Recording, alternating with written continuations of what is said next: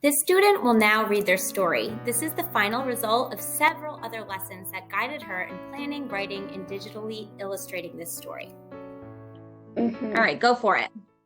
Did you know that when elks turn 11 months old, they are old enough to leave their mother?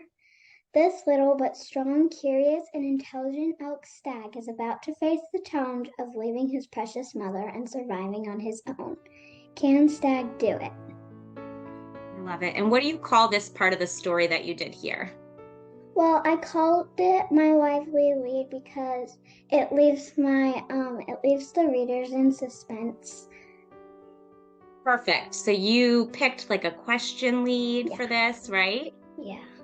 And totally. And it makes the reader want to keep going. So let's keep Yeah. going. Go for it. Stag the elk lives in a big forest in Montana where the trees cover the sky and the slightest ray of sunlight beams down on the moist ground covered in plants. It was Stag's paradise. Some main things in Stag's diet are grasses, tree leaves, and shrubs. Stag loves his mother. She has dark and light brown fur with dusty hooves and a little tail. The mama simply cares for Stag and plays with him from time to time. She is always up for any task, but her real challenge has been bathing Stag. She is an amazing, loving, and kind mama. And what part of the story is this called? I paint the picture because it's telling the reader what his habitat looks like. So you're giving background information, right? Yeah. You included some really good descriptive details in here as well. Thank you. He has dark and light brown fur with dusty hooves and a little tail. Well, I wanted to describe the mother, so I kind of thought about what a girl elk would look like. And since she's in the wild, she can't really clean her hooves, so I just put dusty hooves because she's walking in mud all day. So I just kind of thought of that as, yeah. Awesome. All right, so you had your lively lead, then you did your paint the picture, and this was a digital illustration, which we'll talk about in a few minutes. But it came out so awesome. All right, so here we are in the next part. What's this part of your story? This is my beginning. Slide shows what Stag likes to do. Like the pictures are what he's doing throughout the day. It's like he's chasing a butterfly, sleeping, and he's splashing in the river. So it's perfect. Yes, those are really cool digital illustrations that you included. So what is your conflict here? So in the beginning, I'll let you read it in just a moment. Why don't you read it and then we'll talk about the conflict after. Go for it. Okay. It was a sunny day in the big forest, and Stag had just turned 11 months old. He was as happy as can be. That day he took his usual nap and splashed the biggest splashes in the river. And most of all, he loved chasing the butterflies that flew past his face. Stag loved the fact that he didn't have to do much besides frolic and play, while being taken care of by his mama. Stag did not want to grow up. He wanted to stay little and live with his mama forever. Stag wasn't sure if he was ready to live in the mountains of Montana on his own. Perfect. So this is the beginning of your story. You're starting to get into the storytelling, right? Yeah. And you have a conflict. What is the conflict here? Stag doesn't want to leave his mother. Right. And he wasn't sure if he was ready to grow up and live on his own, right? So that conflict is going to kind of drive the rest of your story, which it did. And you did such a nice job with your plot development. So let's keep going in the rising action. Later that night, his mama went to fetch food for dinner. Stag was a big elk now, so he stayed home. Stag got very bored, so he decided to paw at a rock. When finally his mom came home, Stag looked at his mom's back, trying to peek at the food she was carrying. Is that what I think it is, Mama? Stag thought anxiously. Then his mama gave him a look. It was one of those no peeking looks. When Mama Elk laid the food on the ground, they all started to dig in. And I notice here that you have some of your words are in italics. Why is that? Because he's thinking. That's And right. So he's not saying something. So when he's not saying something, I don't need to put it in right, in dialogue. Was that the word you were thinking of? Yeah. Right. So you don't have too much dialogue because you wanted to make it as realistic as you could in here, right? So you even put like it was one of those no peeking looks. Cool. Keep going. In the middle of feasting, Mama Elk stood there in front of her food. Stag looked at her confused. What is it, Mama? Why aren't you eating? Stag's look asked Mama Elk the question. Stag looked at his mama. His mama looked at him. She looked sad. Stag suddenly got a feeling of butterflies in his tummy. Stag did not like that feeling. Stag knew that look he just got from his mama. It had happened to his brother, Bull. It was time. Stag was big enough to leave and start his own life. Though Stag understood, he was very sad. However, he knew he would make the best of it and have fun somehow. So what part of your story is this considered in your plot line, would you say? I think it's probably still part of my rising action. Yep, excellent job. The next morning, Mama Elk started training Stag how to survive out in the big mountains of Montana by himself. First, they started with how to find food. Elks are herbivores, but in the spring and summer, when there's plenty of food, they mostly graze on grass in an open field. In the winter, they try to find sprouts and branches of shrubs and trees to feed on. Next, they worked on what to do when they see a predator. When elks see predators, they depend on their herding behavior and size to get out of the situation. Finally, the training was over, and the next day, Stag would venture out all by himself.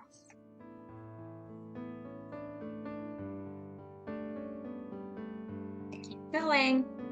That night it rained and it rained. Stag loved the rain, and he was very excited for his adventure in the morning. However, he was still going to miss his mama. The next morning, Stag gave his mama a hug and went off. Elks hug by standing and putting their necks around and reaching their heads and resting them on each other's backs.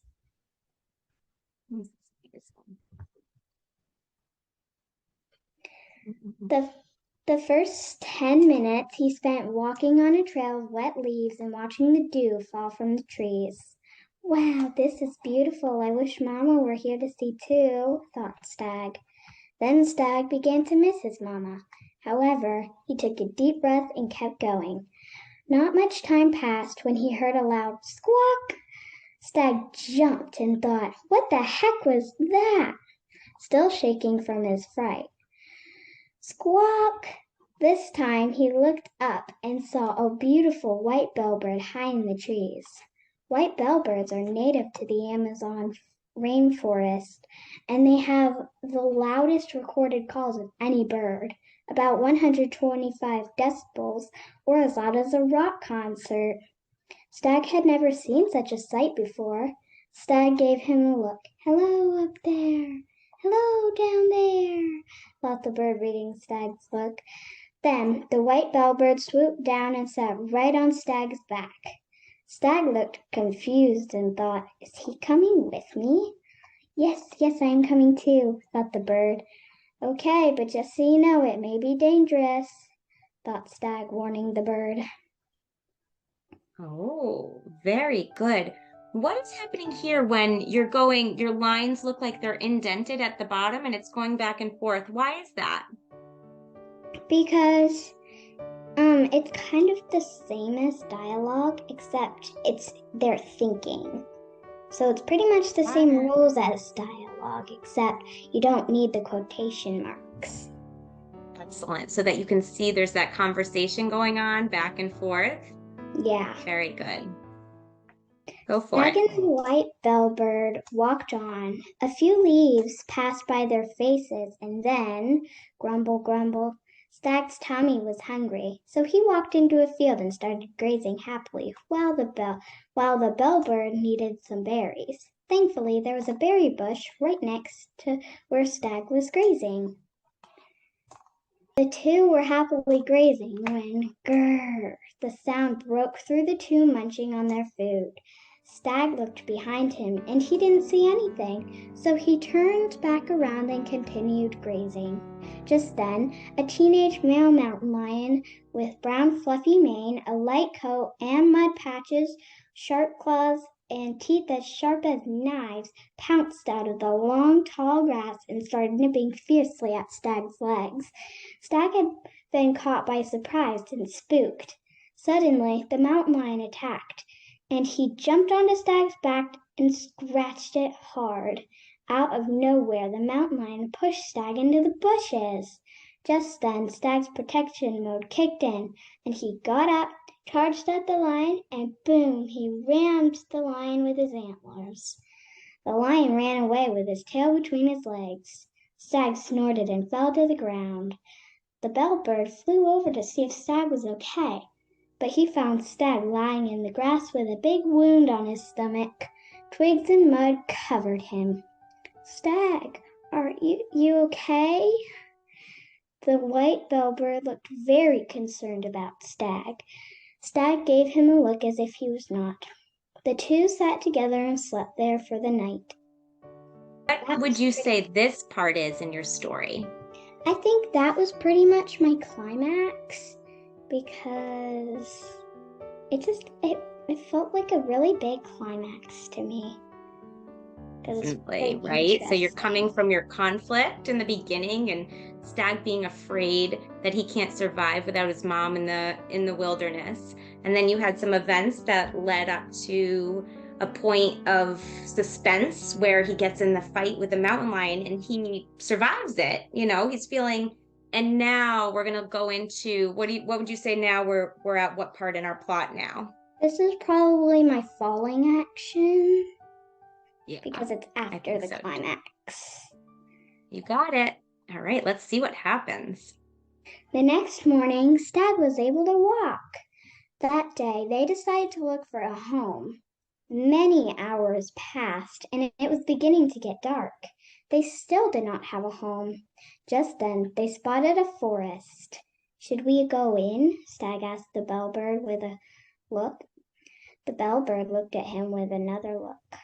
Are you going in? The bird looked at Stag. They went in, and there, sitting on a tiny hill, was a tree perfect for shelter, a little river to splash in to the right, and a huge field of grass not far out of the forest. They were home. That night, it rained in it, and the pitter-pattering of the rain put Stag and the bellbird cuddled under their new home and fell fast asleep. When Stag woke up the next morning, Stag looked around, hoping to see his mother standing next to him with a sweet snort. However, he saw his new friend Bellbird instead, and he realized that he had survived a whole day without his mama. He had done it. He was so proud of himself. That day, Stag and the bellbird splashed in the river, ate in the fields, and played hide-and-go-seek. When the day was over, they huddled together and watched the stars. The end. Oh my goodness, this is such a wonderful story. I love it. And your resolution or your ending here, what did it all, you made sure to connect it back to what? The conflict. Yeah, so it's all kind of comes together, right? With a plot line. You have a problem in the beginning, you had your rising action, you had a really suspenseful climax, and then your falling action. And here we are in your resolution, and everything turned out to be okay for Stag, right? Really awesome job. Now, my question is, had you ever done a presentation like this with Google Slides before? No. No? So doing it with Strive to Write was your first time? Yeah. How were you able to do this all by yourself? Well, you explained the directions really well, so I was able to follow those instructions pretty easily. But also, I had a lot of fun with this, so it was very easy to find out what I needed to do because it was something that I was enjoying. And the more that I enjoy things, I can figure them out better, and it just comes kind of easily to me. And I really enjoyed doing this because it gave me a really good chance to be creative. So, Definitely. So you learned like some of the technical pieces of creating this, right? yeah. So what kind of things do you know how to do now? Well, if I hit background, I can search up a picture and I can paste it and put it onto my Google slide. And then I can also press insert and do insert images, search from the web, and then I can search some really cool pictures and paste them onto my doc as well. I also know how to go to shapes and then type into the box so that I can make little thinking bubbles. So, yeah, Well, you did one more time? those are some things that I've learned. Yeah. So do you think you could use what you learned here and now what do you think could you do in the future with what you learned here? Well, I think that I could probably make some more stories, kind of, and put them onto Google Docs. Onto Google Slides, just like this one. And I think it would be really fun to do it Definitely. again. You can always use what you learned here and you can create new stories and just keep on going with it, right? Yeah. And any presentation now, you have the skills. So with Google Slides, now you know exactly how to like insert a text box and, you know, move it around and crop things and add the background and add different pictures. So not only can you use what you learned for what you did here, which you did a beautiful job with, but in the future you could now you have that skill so you can use Google Slides for multiple things, for all kinds of presentations. And so great job with that. Thank you.